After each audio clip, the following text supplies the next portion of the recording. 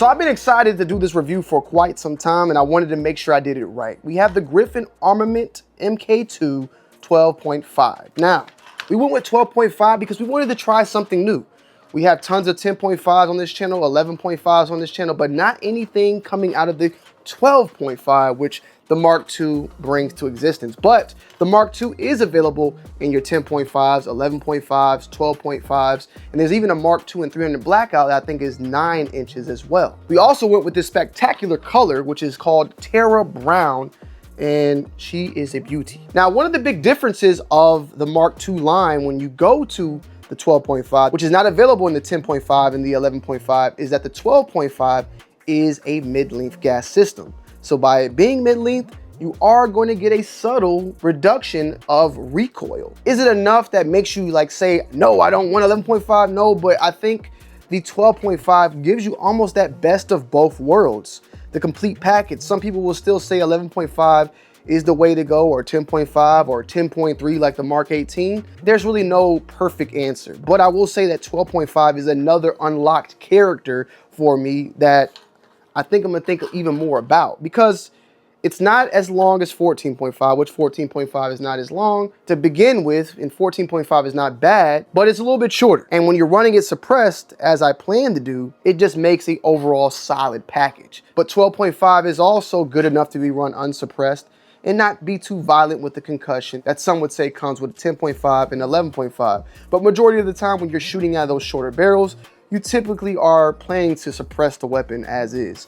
So some people would say that 12.5 is a good weapon to go with if you plan on not suppressing it, and if you plan on suppressing it. It's really up to you at the end of the day. We suppressed it and we shot it unsuppressed, but I plan to keep it suppressed because the muzzle brake that I utilized on here, boy, she was loud. Huge shout out to Sonoran Desert Institute for sponsoring today's video. They've updated their programs to include more builds, hands-on projects started earlier in the programs, and even gunsmithing machines. Learn more about this at sdi.edu by clicking the link down below in the description. This video is sponsored by the Sonoran Desert Institute, where you can learn online, build real projects like a bolt action rifle or a 1911 platform using toolkits shipped straight to you. SDI is accredited, it's flexible, and the best thing about it, you can do it from home because all their programs are online. Visit sdi.edu using the link down below in the description. Now we're running the Recce 5K. We did a review on that. We'll do a follow-up, but we did the Recce 5K on the Mark 18 and it shot flawlessly, but paired with the Griffin Recce 5 and the Griffin Mark II, it just was perfection. They were built and made together. This thing was optimized out the gate when it came to the gas settings. Some would want to have an adjustable gas block on there. I get it, but I believe that this came tuned out the gate very, very solid, shot extremely, extremely well. And this is definitely probably the most underrated AR company out there that I have seen of lately, because I didn't see anything on YouTube about it. I had some friends that actually reached out and told me to look into it. And I started looking and I saw tons of other creators making content about it, but I was very curious about it myself. And one thing that I like a lot about Griffin is that everything on the actual rifle itself is made pretty much in-house. This is not like, it's not an upper and lower and a handguard and then you got your mag pull furniture. No, the furniture is Griffin, the rails Griffin, everything within it. The bolt carrier group is Griffin. Now, you know, there's a lot of companies out there that do that. Daniel Defense, Geisley, LWRCI, tons of other companies that do that same thing.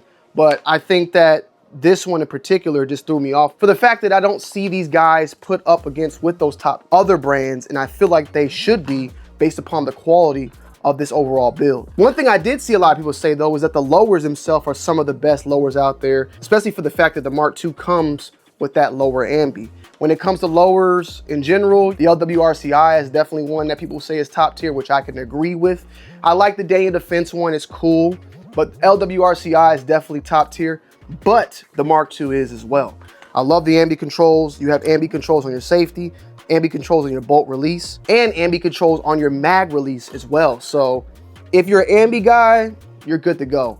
Me personally, as I've shot more and more, ambi is more so of a, for me at least, I wouldn't say a gimmick, because I do utilize, especially on this point, the bolt release, which typically would have to be ran here. So the bolt release makes a lot of sense, but I don't really Maybe I do. Maybe I do. Because I really think about it when I'm running this gun in general. I'm using this as my mag release. I'm not using the other side, but I am using this side to bolt release, and I am using this to take off my safety. I usually can flip my safety down with this hand, and sometimes I don't know. It just depends, right? I might use this finger to flip it up. It just depends what I am in the motion. But in all reality, I have these same controls on one side that I'm good enough to run with. It's up to your discretion. Ambi's a good plus. Why not if you can? But if it gets in the way, that's where I feel like sometimes it could be a little bit too much. Now, the other thing about this gun in particular is that it's a 223 Wild. Now, to some people out there, too wild, right? For some people out there, that might not make a difference. For me, from the research and from what I've read about 223 Wild, it's not really a bullet, but more so how the rifle is chambered. To sum it all up, with 223 Wild chambered guns allows you to safely shoot 223 5.56, which any 5.56 can do.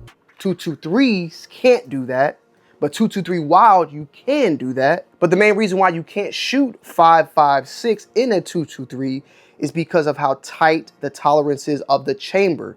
And that tight tolerance of the chamber can lead to, I guess, the actual chamber itself exploding, the barrel explode. There's a lot of different things that can go wrong when shooting 5.56 out of a 223 chambered gun and barrel. It's all have to do with the pressure. But the 223 Wild allows you to shoot both safely, but you still maintain the tightness tolerance of the 223 chamber when shooting 5.56 or 223. Hopefully I said it correctly, but to just sum it all up, 223 Wild is a little bit more precise and accurate, the chambering. It makes the bullet more precise and more accurate when you shoot. Hopefully I didn't string you guys along too much. We also are running the LPVO by Griffin. This is a 1-10 with a piggybacked red dot on top as well. I like the 1-10. It's very, very big. That's what she said, that I probably would have went with the 1-6 for this particular setup, but I picked up the 1-10 and we ran it. No issues whatsoever. It's just a very big overall, it's a pretty big LPVO. But I do think that with the 12.5, you are able to get out there and shoot very far with this as well. This gun is going to be extremely accurate, especially for the fact that it's a 12.5 over your 11.5s and 10.5s, more dwell time, all that type of stuff, mid-length, all that type of stuff is going to benefit you in the long run when shooting this. Also, it comes standard with these grip panels, which I find are A1. This helps with the gun heating up because the gun did heat up, but this helped dissipate some of that heat. You also have kind of like a hand stop if you want to, utilize it as a hand stop. This all comes standard at the end of the day. And then it also comes standard with a QD little mount that you can put right here to run whatever type of setup. You have ambi on the charging handle. They come standard with iron sights as well.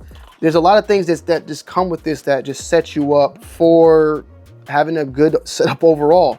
The overall handguard too, very durable, but like it's slim. It's not too bulky. It's very, very nice and slim for the most part. And the gun itself is just solid, very solid. I love the stock. The stock though gives a little bit of wobble, but it's nothing too bad.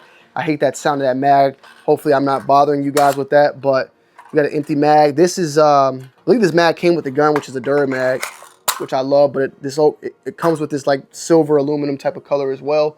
And man, she's very, very solid. Let's break down some specs. We got a spec sheet here because the specs sound better when they're correct instead of me just guessing.